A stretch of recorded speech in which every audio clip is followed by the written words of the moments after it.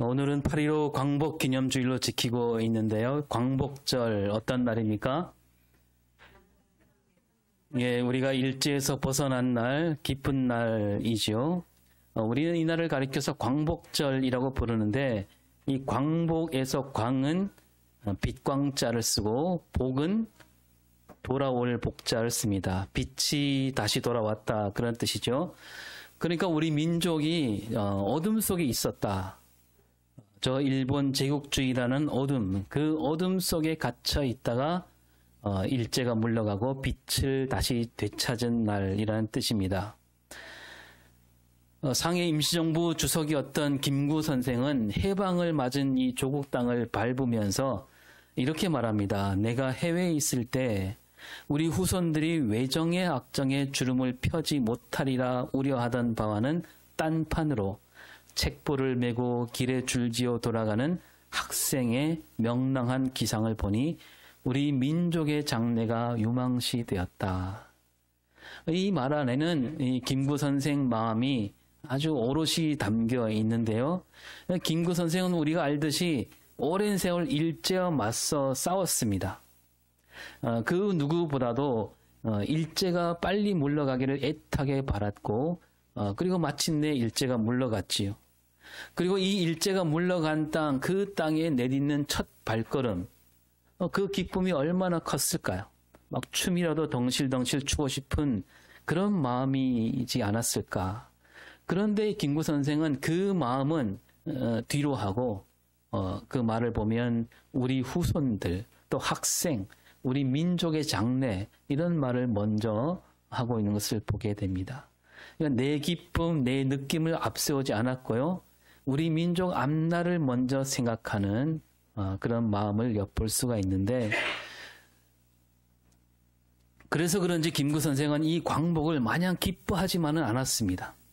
일본 황제가, 일본 천황이 항복했을 때 이렇게 말합니다.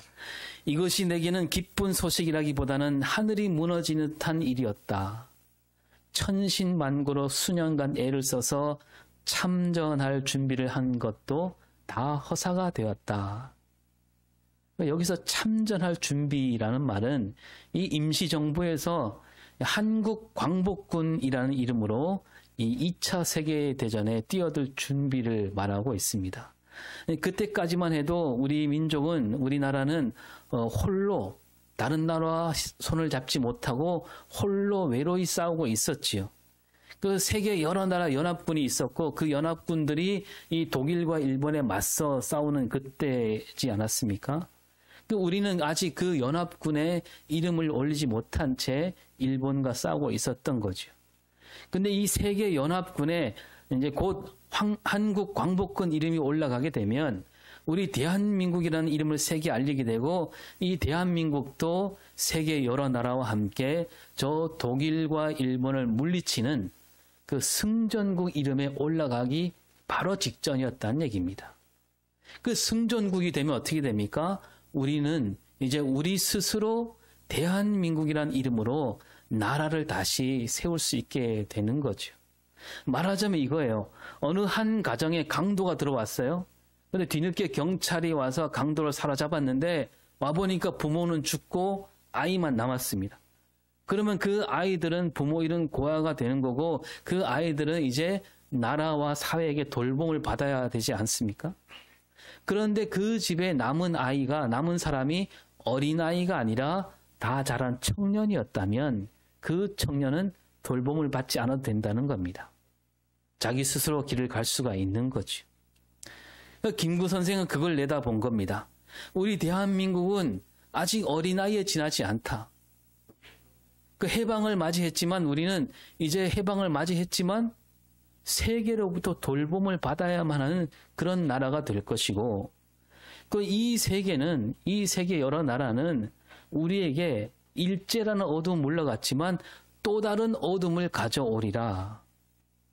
저 조선이라는 나라는 이제 돌봄을 받아야만 한다는 그 허울좋은 명분을 내세우게 될 것이고 미국, 소련, 중국 저마다 자기 나라 이속만 차리려고 이 나라에 눈독을 들일 뿐이라는 겁니다.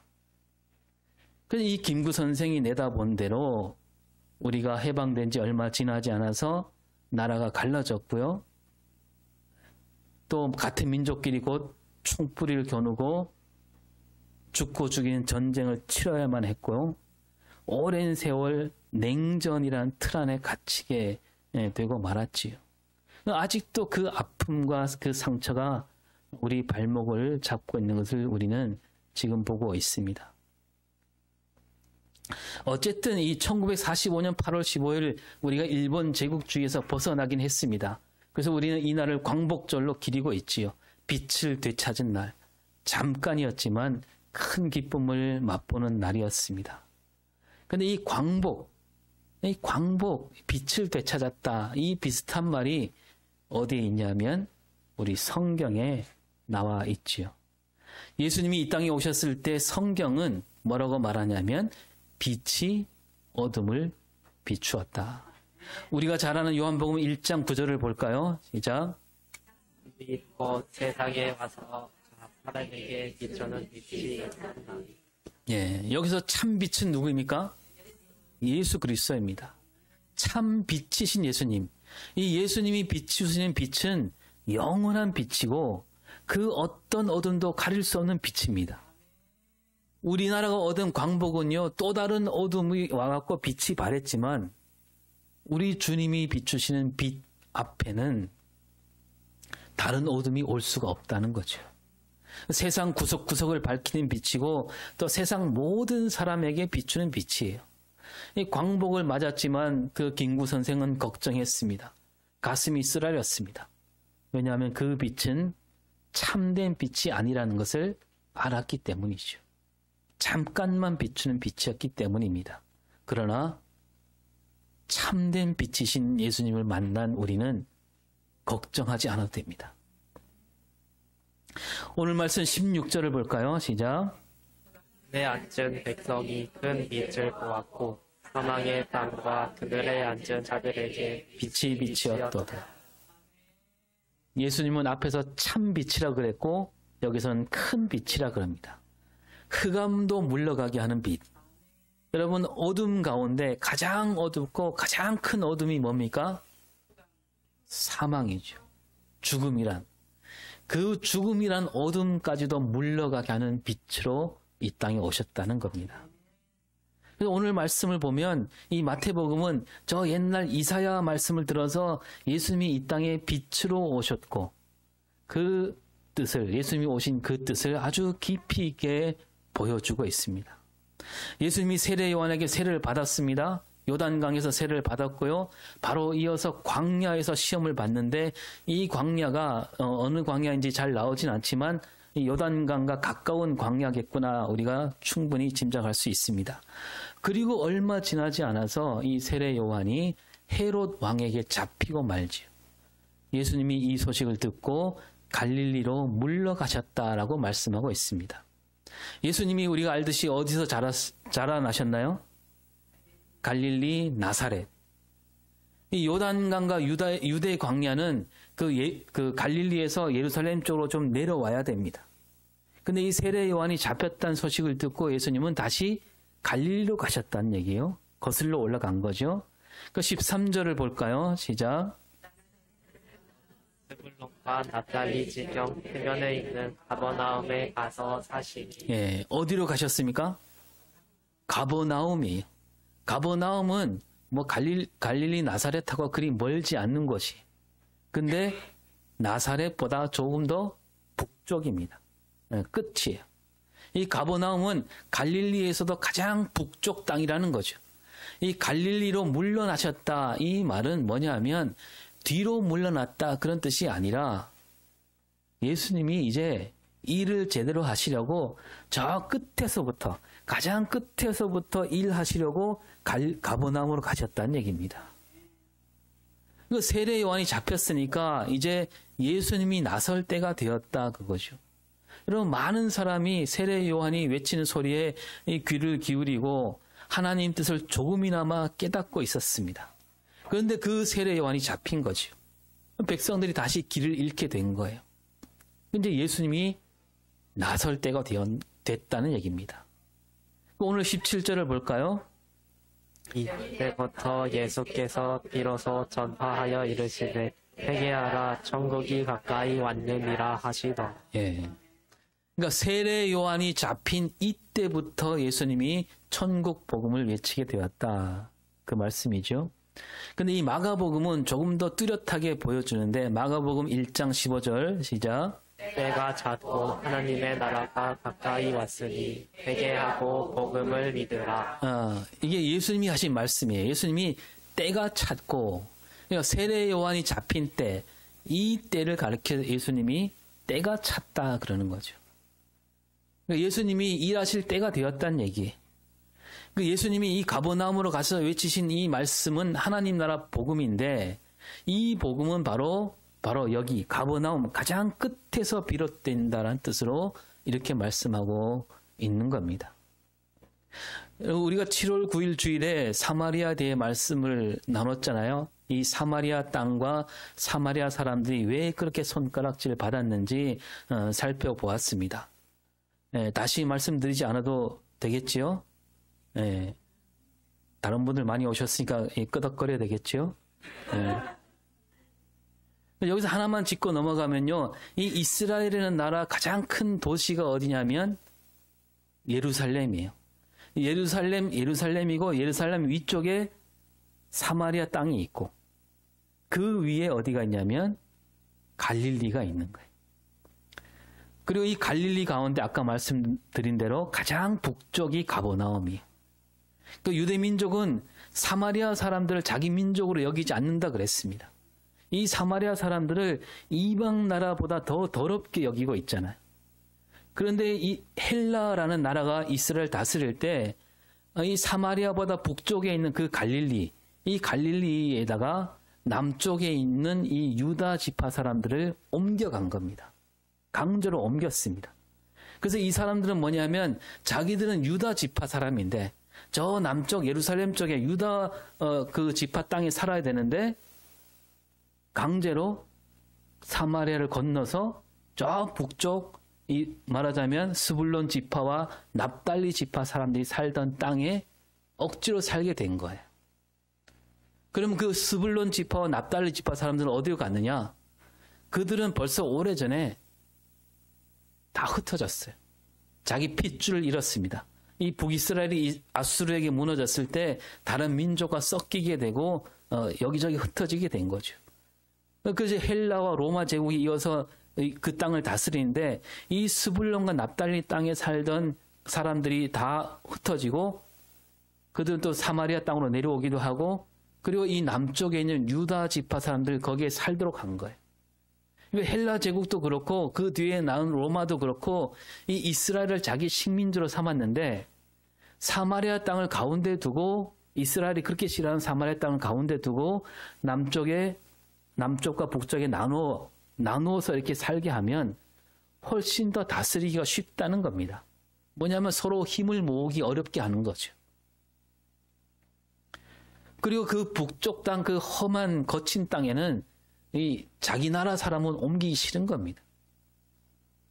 이렇게 북쪽 끄트머리로 끌려가 억지로 살게 된 사람들, 그들이 사는 삶은 어땠겠습니까? 어엿한 자기 땅이 있는데 그 가장 험하고 거친 땅에 살아가야 되니까 그 삶이 힘겨울 수밖에 없는 거죠. 이 스불론과 납달리 땅, 갈릴리, 가버나움 여기는요. 이 바다로 둘러막힌 섬이나 마찬가지였습니다. 여러분 이 역사를 보면 이런 일을 겪는 사람들을 자주 볼 수 있는데 여러분 어제 거문리에서 뭐 펑펑 소리 났죠? 네, 왜 그랬습니까? 네. 은빛바다 축제가 열렸습니다. 여러분 우리 거문도에서 거문리가 가장 작잖아요. 그죠? 네, 쥐도로 보면 그냥 요만하잖아요. 그죠? 그런데 그 축제를 왜 가장 작은 거문리에서 할까요? 사람이 가장 많은 곳이니까. 그러면 어쩌다가 그 가장 적은 땅에 거문리에 사람이 많이 살게 되었을까? 땅도 좁고 거기 뭐 마실 물도 많지 않은 곳이잖아요. 근데 어떻게 사람이 많이 살게 되었고 면사무도 생기고 뭐 우체국, 농협, 수협 이 죄다 다 검은 위에 있게 되었을까요?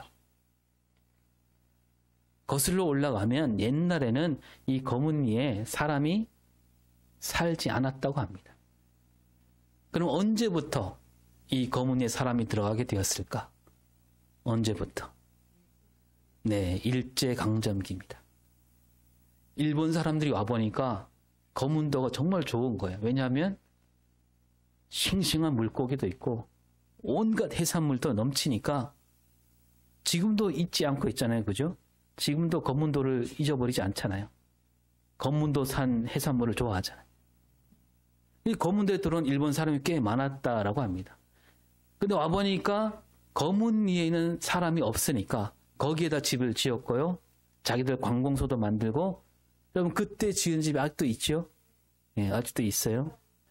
네, 다다미로. 네. 그런데 자기들은 거기서 일하기 싫으니까 또 여기 서도나 동도에 있는 사람들을 또 시키려니까 뭔가 좀 성가시기도 하고 그래서 어떻게 했냐면 육지에 가서 사람들을 강제로 끌고 와서 일을 시킨 거예요.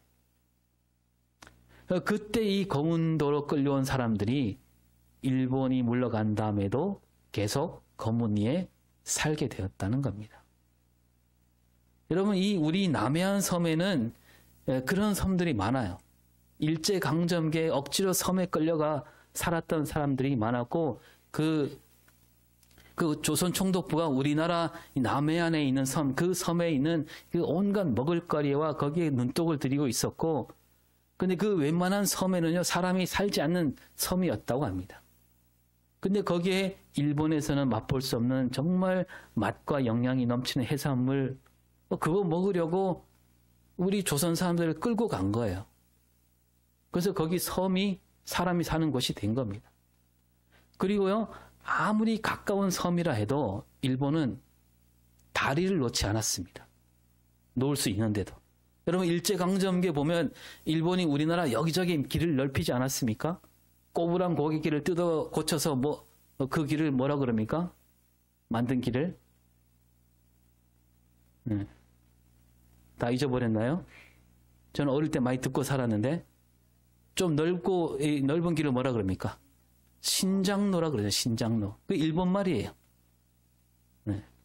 그리고 곳곳에 철도를 만들었잖아요. 그만큼 기술이 뛰어났고 그렇게 해서 뭐 했냐면 우리 땅에 있는 자원들을 일본으로 실어 나른 거예요. 그런데 그런 기술이 있는데도 섬과 육지를 이어준 다리를 만들지 않았어요. 배로 왔다 갔다 했어요. 굳이 배로. 왜 그랬겠습니까? 다리를 놓게 되면 달아날 수 있으니까. 억지로 끌려온 사람들이. 이 섬에 끌려간 사람들, 그 섬에 눌러 앉고 살게 됩니다. 그냥 섬 사람이 된 거예요. 일본이 물러갔지만. 그러면서 세월이 흘렀고요. 그러면서 세월이 흘렀고 섬 사람들 마음을 담은 노래들이 나오게 됩니다. 우리 정부도 나라를 찾았지만 아직 돈도 없고 실력도 없으니까 다리를 놓지 못한 거죠. 오랜 세월 섬 사람들은 섬 사람으로 살게 되는데 그 섬 사람들 마음을 담은 노래가 하나 둘씩 나오잖아요. 여러분 남진이 부르고 하춘아도 불렀던 노래 가슴 아프게 아세요? 처음에 어떻게 불러요? 당신과 나 사이에 저 바다가 없었더라면 쓰라린 이별만은 없었을 것을. 이 섬 사람들 노래예요. 섬을 잇는 다리가 있으면 이런 노래가 나오겠습니까? 아득한 바다 멀리 떠나는 연락선을 가슴 아프게 바라보지 않았을 것을. 네. 또 그런 노래 있죠. 조미미가 부른 노래 있죠. 조미미. 네? 바다가 육지라면. 네. 아재 개그 많이 나오잖아요. 네. 가장 큰 라면이 뭐냐 그러면 네. 아재 개그. 얼마나 멀고 먼지 그리운 서울은 파도가 길을 막아 가고파도 못 갑니다. 바다가 육지라면 이 몸이 철새라면 백길에 헐헐 어디론지 가련마는. 여러분, 이 억지로 끌려가 거기에 자리 잡고 살게 된 사람들, 그 사람들 마음을 정말 잘 담은 노래, 그런 노래가 나올 수밖에 없었다는 겁니다. 우리 거문리에도 그렇게 억지로 끌려온 사람들이 많았던 거고, 그래서 여러분, 일본이 만든 섬이라 해서 아직도 우리는 거문리를 가리켜서 뭐라고 부릅니까? 네, 외섬, 이섬이라 그러잖아요. 여러분, 마찬가지로 갈릴리 나사렛을 비롯해서 스불론 땅과 납달리 땅이 그런 땅이에요. 가장 멀리 떨어진, 거기에 끌려온 사람들이 사는 땅. 마치 바다를 마음 놓고 건너지 못하듯이 마음 놓고 다니지 못하는 그 사마리아 땅이 가로막혀 있고, 뒤에는 이방 나라들이 질비하게 서 있고, 그야말로 가장 어두운 땅이고 죽음이 도사리고 있는 땅이죠. 그러니까 나다나엘이 예수님을 보고, 나사렛 예수를 보고 뭐라고 얘기합니까? 나사렛에서 무슨 선한 것이 나겠느냐. 예수님은 바로 그런 땅에 사셨고, 그 나사렛보다 더 북쪽에 올라가서 하나님 나라를 외치게 됩니다. 가장 외진 땅, 가장 거친 땅, 가장 힘겹게 사는 사람들이 있는 땅에서 바로 하나님 나라가 열린다라는 겁니다. 여러분, 사람들은 그렇게 생각하잖아요. 하나님 나라 하면 모름지기 가장 큰 도시, 뭔가 번듯하게 사는 사람들이 모인 곳, 그런 데서 비롯되어야 마땅하다. 사람들은요, 하늘나라, 천국 하면 어디를 쳐다봅니까? 저 높은 하늘만 쳐다봅니다. 그래서 하늘과 가장 가까운 도시. 그래서 여러분, 수도 서울 그러면 다 뭐라고 합니까? 서울로 간다 그러면 뭐라고 합니까? 서울로 내려갑니까? 다 올라간다 그래요. 우리가 통일돼도 저 평양에서 서울 가면 뭐라 그러냐면 서울로 올라간다 그래요. 하늘과 바로 이어져 있다, 그런 얘기죠. 하늘과 가장 가까운 도시, 아무래도 시골보다는 그 큰 도시부터 하나님 나라가 열릴 것이다. 이게 사람들 생각이. 그러나 하나님 뜻은 다릅니다. 하나님은 저 높은 하늘에만 계시지 않아요. 하나님은 온 세상, 온 누리에 계시잖아요. 온 누리에만 계시는 게 아니고 온 누리에 계십니다. 여러분, 하나님은 저 높은 하늘에만 계시지 않는다. 이 땅 구석구석에도 하나님이 계신다는 이 진리가요, 이제는 모든 사람이 받아들일 수 있는 진리가 되었어요. 이 진리는 우리 기독교 신앙에서만 외친 진리가 아니에요. 뭐냐면 과학에서도 이 진리를 알려주고 있잖아요. 옛날에는 하늘은 저 위에 있다 믿었어요. 지옥은 어디? 땅 밑에 있는 감옥이니까 지옥이죠. 그런데 과학이 발전하면서 과학자들이 뭐라고 얘기했습니까? 저 하늘에만 하늘이 있지 않고 저 밑에도 하늘이 있다. 그렇잖아요. 지구가 둥글다. 지구는 태양을 돌고 있다. 이런 사실을 모를 때는 하나님은 저 하늘에만 계신다고 생각한 거죠. 그리고 하나님은 저 높은 하늘에만 계시고 가끔 이 땅에 내려오시기도 한다. 이렇게 생각하기 쉬웠잖아요. 그런데 지구가 둥글고 지구는 태양을 돌고 있다. 어떻게 됩니까? 하늘은 저기만 있는 게 아니고 저 밑에도 있는 거죠. 하늘이 우리 지구를 감싸고 있는 거예요. 지구가 이거라면 이게 다 하늘이잖아요. 이 말은 뭐예요? 하나님은 여기도 계시고 저기도 계시고. 이걸 과학자들이 밝혀낸 거예요. 그런 뜻에서 예수님은 캄캄한 곳, 어둠이 가득한 곳, 차갑고 거친 곳, 죽음으로 뒤덮인 땅, 거기에 하나님이 계신다라는 진리를 외치신 겁니다. 다시 말해서 하나님은 곳곳에 다 계시는데요, 그 하나님을 가장 먼저 느끼게 되는 곳, 거기가 어디냐? 하나님을 빛으로 말한다면 빛이 어디나 있지만 그 빛이 가장 먼저 드러나는 곳, 거기가 어디예요? 가장 어두운 곳인 거예요. 가장 어두울수록 빛이 더 빛나잖아요. 가장 캄캄한 곳에 먼저 빛이 드러나게 되어 있습니다. 그래서 하나님은 가장 작은 나라, 가장 힘없는 나라, 이리 채이고 저리 칠 수밖에 없는 나라, 그 이스라엘을 하나님이 돌보신 겁니다. 그 나라를 들어서 하나님 뜻을 이루신 거예요. 여러분, 이스라엘 사람들이 뭐 머리가 가장 좋아서, 가장 믿음이 좋아서, 가장 잘나서 그래서 들어서신 것이 아니에요. 떠돌아다닐 수밖에 없는 그 힘없는 나라, 그 나라를 눈여겨보시고 그들을 들어서, 그들을 비롯해서 하나님 나라를 이루시고자 한 겁니다. 그리고 예수님을 이 땅에 보내실 때 이스라엘이라는 나라 한가운데 예루살렘으로 보내지 않으셨습니다. 어디로 보내셨어요? 아까 말씀드린 맨 끝자리 갈릴리로 보내신 겁니다. 그리고 예수님은 그 뜻을 따라서 예루살렘으로 먼저 가지 않으시고, 예루살렘에서 하나님 나라를 외치지 않으시고, 갈릴리 나사렛, 그리고 더 끝으로 가셔서 스불론 땅, 납달리 땅, 가버나움에서 하나님 나라를 외치신 겁니다. 가장 힘없는 나라, 가장 작은 나라, 그 나라에서도 가장 끄트머리에 있는 가버나움에 하나님 나라가 열렸다면 저 예루살렘은 오죽하겠느냐, 그거 아닙니까? 거기도 마땅히 하나님 나라가 열리는 거죠. 가장 힘없는 나라, 가여운 나라에 하나님 나라가 열렸다면 저 크고 힘센 나라 로마에도 마땅히 하나님 나라가 열리게 되어 있는 겁니다. 흑암에 앉은 백성이 큰 빛을 보게 된다면, 캄캄한 곳에 있는 사람들이 빛을 보게 된다면 온 세상 모든 사람이 빛을 보게 되는 이치가 되는 겁니다. 사망 죽음이 가득한 땅에 있는 이들에게 빛이 비친다면 세상 모든 사람이 그 빛을 맛보게 된다는 이치입니다.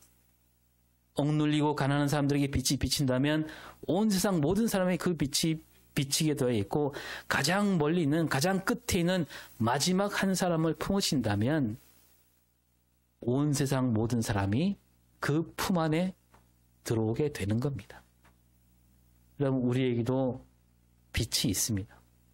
예수를 믿는다, 이 말은요, 예수님이 나에게 주신 빛을 받았다라는 말과 같은 말이에요. 여러분, 이 빛을 들고 우리가 어디로 가야 되겠습니까? 스불론 땅, 납달리 땅, 어둠이 가득한 땅으로 가야 됩니다. 우리 죽천마을에서 스불론 땅과 납달리 땅이 어디일까요?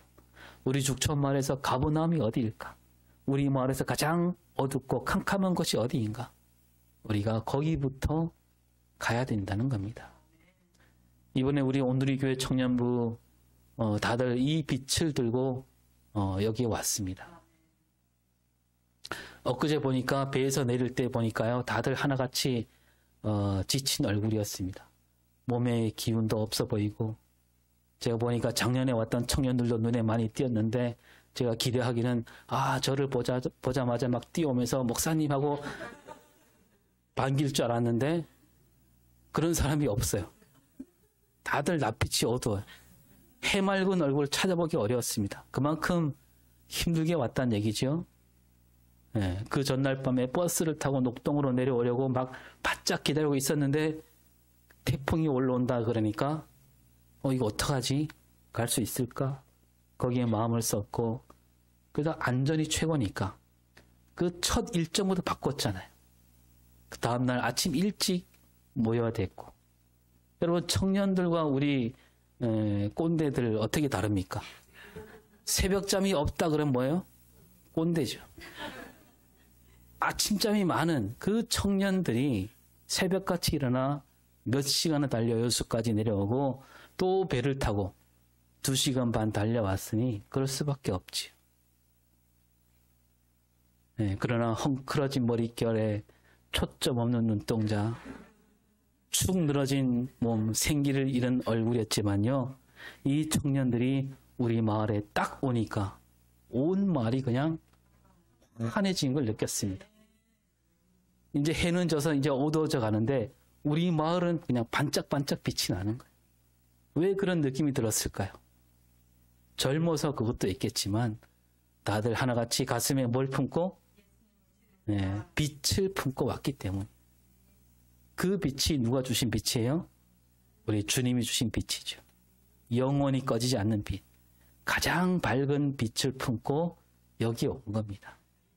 어제 집집마다 돌아다니며 밝게 인사도 하고 염색에다 커트 같이 춤 노래 올리고 했는데요. 오늘도 마을 잔치 전도 공연도 하게 되는데 사실 아무것도 하지 않아도 여기 온 것만으로도 여러분이 할 일을 다 한 거죠. 우리 교회와 마을을 환하게 비추어 주는 것, 그것만으로 우리에게 큰 울림을 줍니다. 새벽에 동각에 모인 어른들이 그냥 보기만 해도 즐겁다는 듯이 그냥 입이 귀에 걸렸습니다. 저는 그렇게 믿습니다. 우리 동네 분들, 이 청년들을 보면서 이번에 빛을 보게 되리라. 왠지 마음이 밝아지고 어둡던 생각이 거치고 사는 맛을 느끼게 되리라. 그리고 그 빛은 바로 저 예수를 믿는 믿음에서 나오는 빛이구나. 나도 저렇게 빛나는 삶을 살고 싶다. 틀림없이 그런 날이 오리라고 저는 믿습니다. 그날은 빨리 올 수도 있고요. 또 천천히 올 수도 있습니다. 빛을 들고 세상이라는 찬양이 있는데 이 노랫말을 읽으면서 말씀을 마치겠습니다. 시작. 주님께 우리 드릴 때 그 빛을 밝혀주시리라. 이에 소망이 없는 어두운 세상에 나아가 내 빛 비춰라. 모두 알도록 빛을 들고 세상으로. 기도하겠습니다. 하나님, 주님께서는 우리에게 참 빛을 비추어 주셨습니다. 우리도 그 빛이 되었습니다. 이제 이 빛을 들고 세상 곳곳으로, 가장 어두운 곳으로, 차가운 곳으로, 험한 곳으로 나아가는 우리 삶이 되게 하여 주시옵소서. 감사드리며 예수님 이름으로 기도합니다.